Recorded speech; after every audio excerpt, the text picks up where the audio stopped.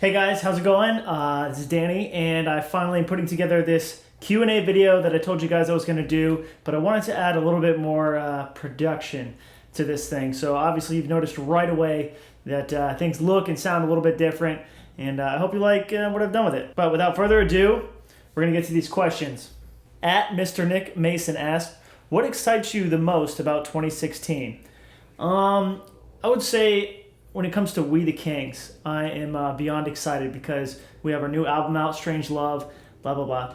And not just that, there's a lot of touring that's going to be coming up with We the Kings, and that's something that's truly, truly exciting. I think we were a little bit on the quieter side of touring. We mainly just stuck to college shows, but 2016 already, just the first half, is going to be pretty exciting. So look forward to that and all the stuff that's coming up in 2016 with We the Kings. At GGMarie25 asks, what is your most favorite thing to do in Orlando other than Disney? I would say by far my favorite thing to do in Orlando, besides going to parks in general, is trying out the food. I know when you think of Orlando, you don't necessarily think it's like a restaurant town like New York City or anywhere else like that. I just think you'd be surprised by the tons of different restaurants that are out there that offer unique tastes of kind of two different foods put together and stuff like that. And that's something that I've really kind of gotten used to here that I really would miss if I moved back to a small town or anywhere else like that. So surprisingly, the food. At G. Anderson asks, hope I got your name right, what do you think about Brazil? I'm Brazilian, by the way. I love your job, man. Man, I'm sure he meant to say. I love Brazil. I think we've been there 5 or 6 times maybe, and I always remember MTV Brazil where they would speak to us in English. They'd interview us like this, and then they'd look at the camera and say everything we just said in Brazilian, and we're just sitting there okay, well, next question, I guess. Brazil's fun though, very passionate people, and I guess while we're on the subject of food, absolutely incredible food. Can't wait to go back. Love your bikinis. And hopefully we get a chance to go down there sometime this year, or if not this year, very soon next year. At Susanna Gaston asks, where's the DeLorean drum set? Storage, question mark? That is exactly correct. My DeLorean drum set is in storage. We wanted to use it for the hometown show, but it was just kind of going to be more of a production than we thought it was going to be to get all that out. And one of my more better sounding drum sets, not necessarily that the DeLorean drum set sounds bad, oh hi buds, but just my better sounding drum set was kind of easily picked up from the front of the storage unit, and it kind of matched the whole Christmas decor a little better. But it's in storage, it's just chilling, and it is safe and sound, do not worry. At Harry Flowers 981 asks, what drumsticks do you use? Please, Danny, answer this question. Me telling you what kind of drumsticks I use isn't necessarily going to help you, but if you wanted to find a place to start to kind of find your own feel for the drumsticks that you want to use, I use Vader Universal Sticks. They're kind of just like a basic 5B. I lost everybody who doesn't know drum talk, but they're a basic 5B, only they've got a little extra length to them because I kind of use a lot of wrist when I play, and it adds to the whip and a little more power and kind of accuracy for me, if that makes sense. It's a Vader Universal, which is basically just a longer 5B, and I love it. But believe me, I went through a lot of different drumsticks to end up there because it's your own personal feel and what helps you get the speed and kind of consistency and timing that you need out of your playing. And everybody plays different. At Gaming Graffiti asked, when you... Buddy's just getting into some plastic bags. All right. At Gaming Graffiti asked, when you move, will you be staying in Orlando?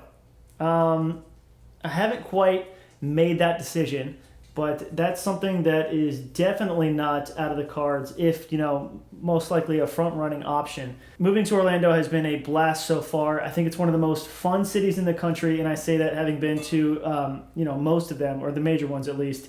And it's kind of everything I'm looking for when it comes to myself. Family and friends are close.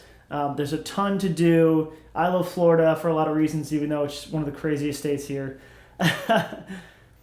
Everything that I kind of want to do or accomplish can be done at my fingertips, or it's, obviously just a flight away. It's a good city. Mickey Mouse lives here, so it's good. At Garth Adam asks, do you drive an auto or a stick? Have you ever driven stick?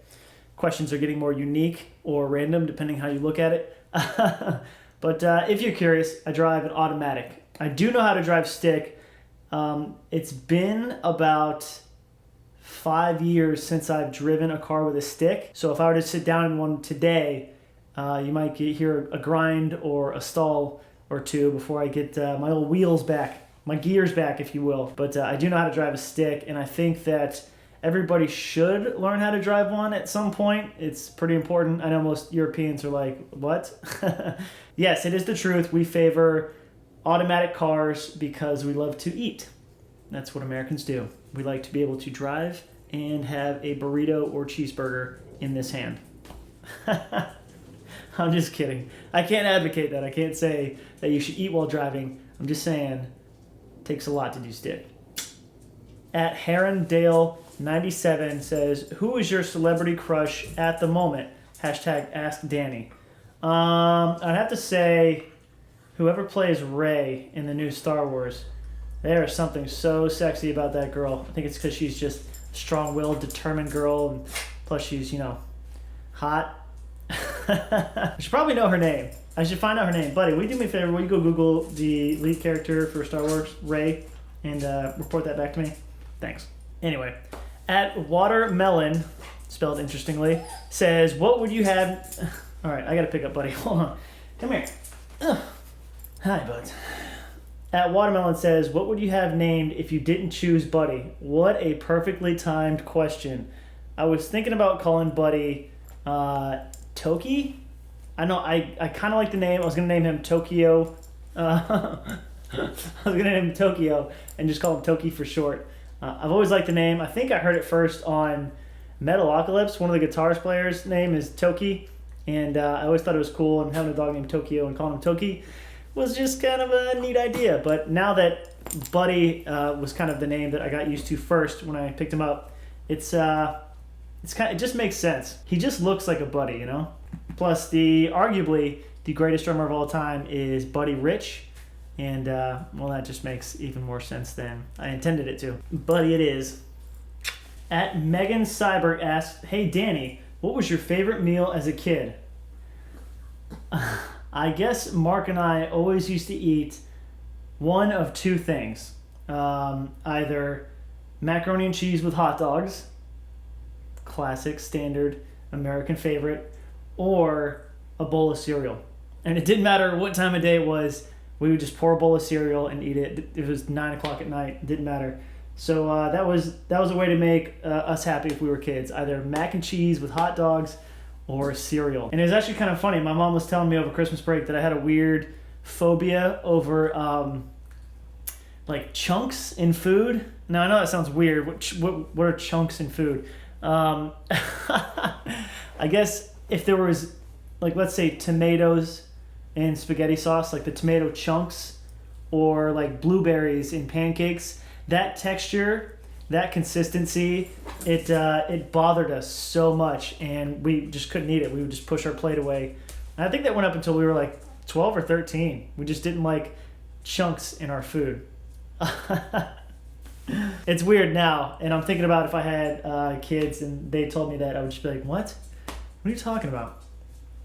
Every kid's different, I guess, but I enjoy chunks now in my food. What? At Man United Mary Kay, I think you meant to say at Liverpool Mary Kay. That's fine, I'll correct it for you. What's the story behind the outro? Is that you drumming on it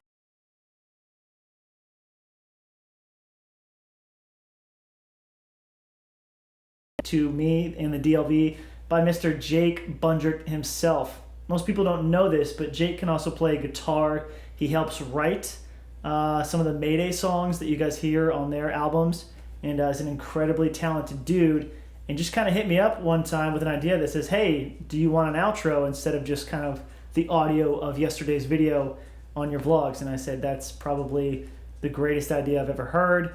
Absolutely. And he sent me that. Now, I'll be honest, Jake's a good friend of mine, so I would have put any song up as the outro and kept it for a while, but that song's amazing. It's kind of become as iconic as the intro bit, if you will. But I absolutely love that song, and I think Jake is a super talented dude, And it's crazy that I'm now realizing that a lot of people didn't know that. But yeah, that's Jake that did that outro song. At Nightmare Sykes asks, do you ever get tired of playing Check Yes Juliet? Absolutely not. I don't think there's any way that I could. And if you asked the question different, let's say you said, do you ever get tired of hearing Check Yes Juliet? Not necessarily like, you know, sick of it, but yes, I have heard that song extensively, and I probably react the same way that anybody who's heard any song that extensively, that many times. But what's different for me is not only am I a part of that song, but it's the energy that it brings out of people at shows. That song obviously has a lot of meaning to a lot of people that come to the shows. It's very obviously a huge fan favorite. So when we play it, people just go absolutely crazy. And we always play it last, so it'll be like an hour and a half after, you know, we started playing, and they still have the energy to kind of just give their all. And that's what that song kind of represents when I hear it. So I'll never get sick of playing that song. I actually look forward to it a lot. At Tom Rose asks, do you ever see yourself living outside Florida or even America? I could definitely see myself living outside of Florida. I hate the snow. Not that I hate it, that's too strong. I dislike having to live a daily life in the snow. I love visiting the snow. I love snowboarding. I love pictures of the snow. I think they're beautiful. But if you have to just drive your car a couple miles in the snow, that's annoying. I don't know, like people who live up north and you guys have to shovel stuff, oh my God, I can't imagine that would be worth it after, you know, like 3 months of doing that. I don't know. To each their own. I bet people come to Florida and they think it's a hot, humid, swampy nightmare. But it's just kind of, it's what you prefer. And as far as living outside of America, that would be so much fun. But to continue doing stuff with We the Kings, every time we did a tour or every time we did a show in the States, like college shows, they would have to buy me a ticket that was around $1,600 to $1,700, maybe even more, depending on how short a time it was bought in, and fly me there. And then I would play the show and fly all the way back. So I think that would be a little much. It wouldn't be very practical, but, you know, it would be worth it in someplace cool, like, you know, if I were to live in, you know, Spain, or I'd live in Switzerland in a second. That was one of my favorite countries ever. Next question. At DMC0387 says, are you still planning to cut your hair? As you've noticed, my hair is getting pretty long. It's pretty close to the longest that it's been in a long time. And I know I said that I was going to cut my hair, but I feel like I've been on the fence about it, and I can't quite pull the trigger. And every time I ask somebody, like, yo, I was thinking about doing my hair like that, I always get the same response. It's like, what? No, why? Don't cut your hair. What do you? No. It seems to be a pretty big characteristic of myself, so I don't think I'm going to cut it as short as Mark per se, but you never know. Maybe I'll change my mind sometime in the future. But as for now, I think I'm just going to keep it the same way that I've had it for a long time. Last question. At We the Dan, what is your life motto? At Jamie TJT asked that.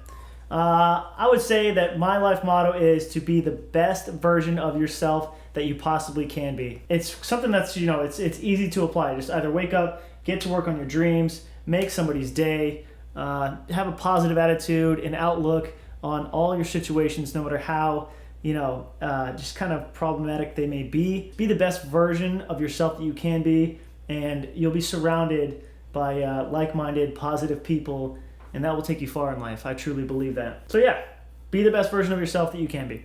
All right, guys, that's going to conclude today's Q&A video. I hope you like it. I hope you liked the sound, the audio. I can't really tell what this camera's recording. I hope it wasn't too out of focus, but if it was, sorry. It was my first one. I'll get better, I promise. But on that note, thank you guys so much for watching, and we'll see you tomorrow with the normal daily vlogs. Bye. A lot of people having fun. Help me! Hunter spitting sunflower seeds and looking like James Dean at the same time. Hey.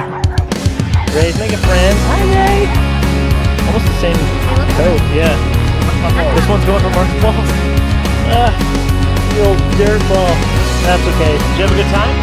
Did you have a good time? Alright. Coming in.